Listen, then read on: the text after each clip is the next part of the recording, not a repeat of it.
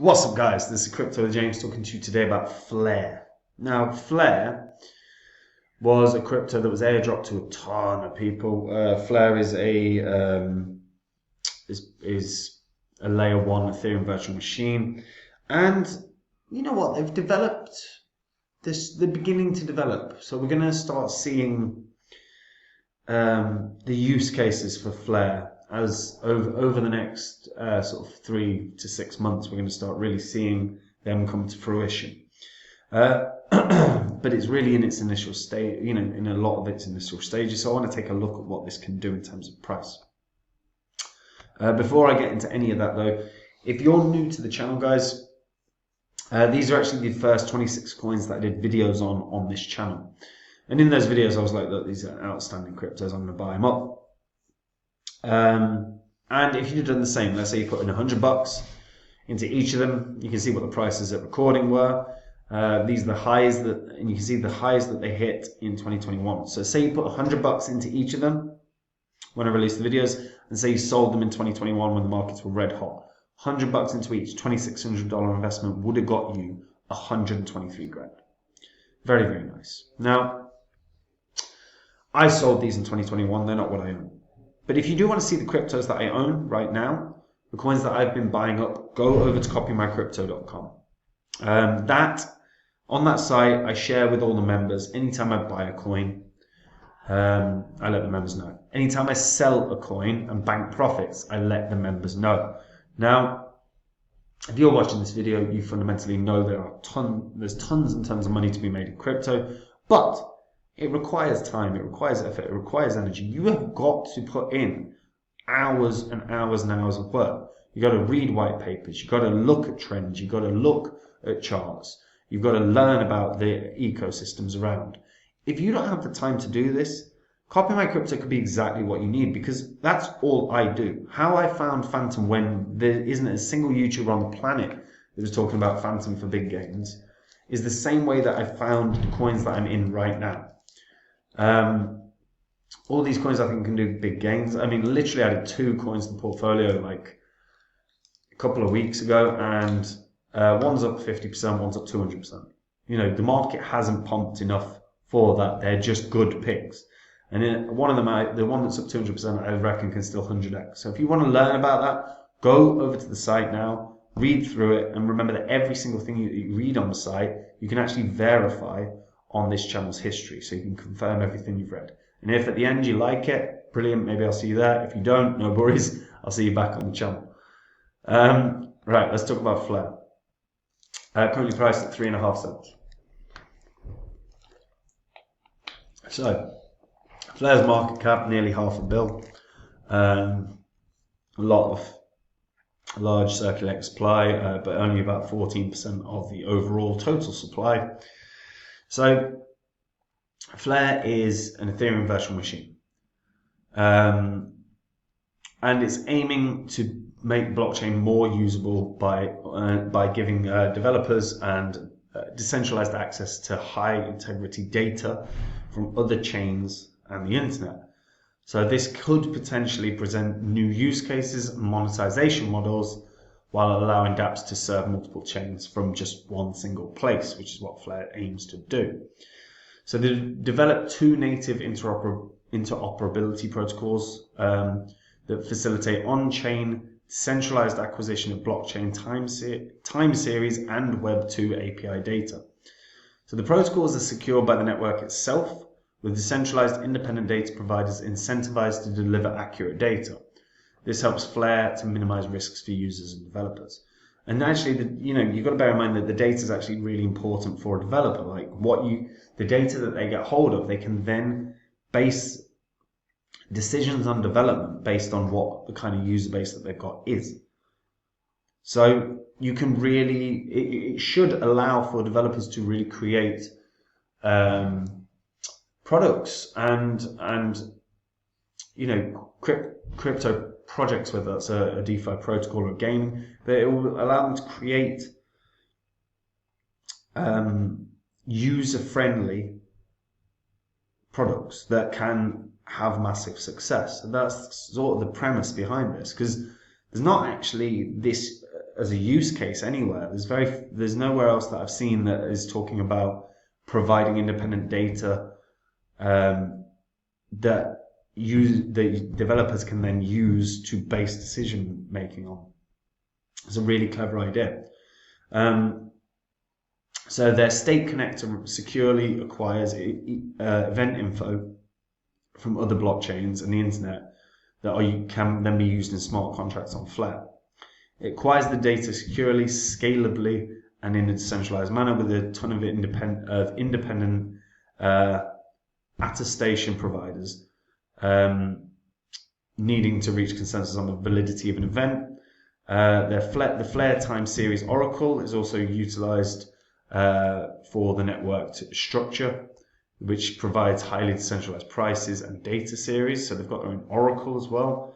And by providing the reliable access to crypto prices and transaction info from other chains and Web 2 data, Flare should enable developers to build applications that can target and successfully and bring more utility to larger groups of users. And that's what I'm saying, is that if this actually plays out well, it's huge. It's huge.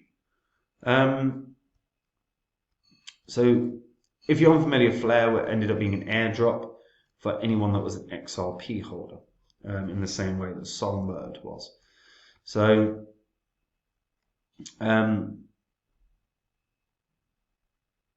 there's going to be 36 monthly installments providing a total of 28 billion Flare to the community. So that's going to be going on for quite a while.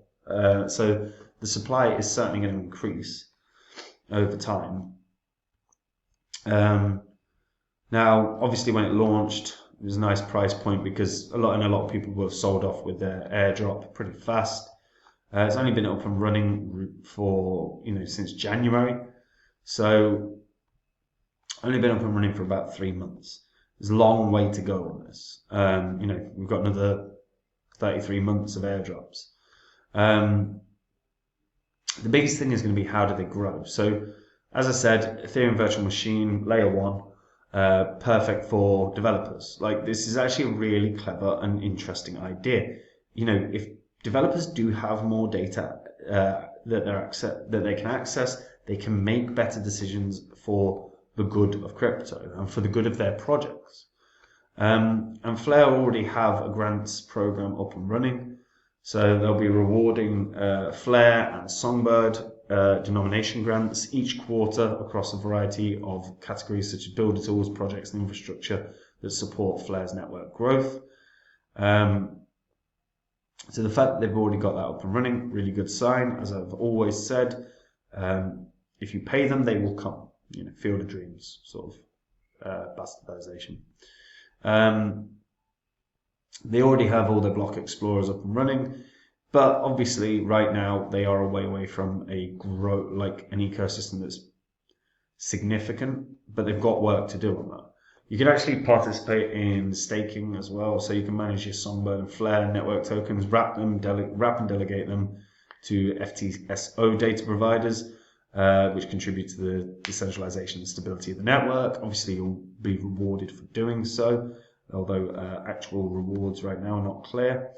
You can also wrap Flare, and by owning Wrap Flare, you also get the right to vote on issues that govern the development and operation of the Flare network. So there's been 2 proposals that have been accepted so far, which was the Flare distribution and reduction of inflation, and adding an FTSO management group. Now, and again, you can change between Flare and Songbird, very, very easy. Again, look, they've got a decentralized Oracle system in place. I really like that. I think that's really important. For a truly decentralized network, you need a decentralized Oracle. Otherwise, you don't have a decentralized network. It's just that simple. The fact is right now, as I said, massively away from a significant ecosystem or anything. But I see this doing something. Like, I'm conservatively looking at this at like a 25-cent sort of target point. Which puts it at a market cap of 3.5 billion right now.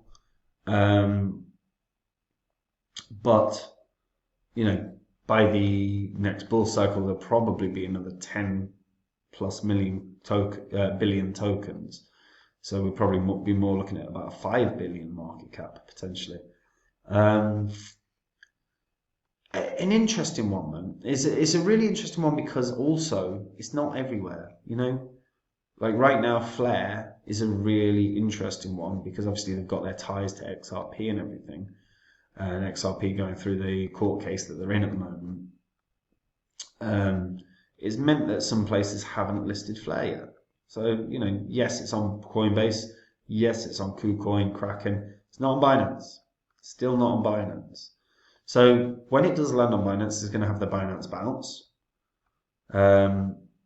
which is inevitable. And then you're also looking at a coin that could be damaged if the XRP case went wrong. So there's quite a few external variables that could impact this.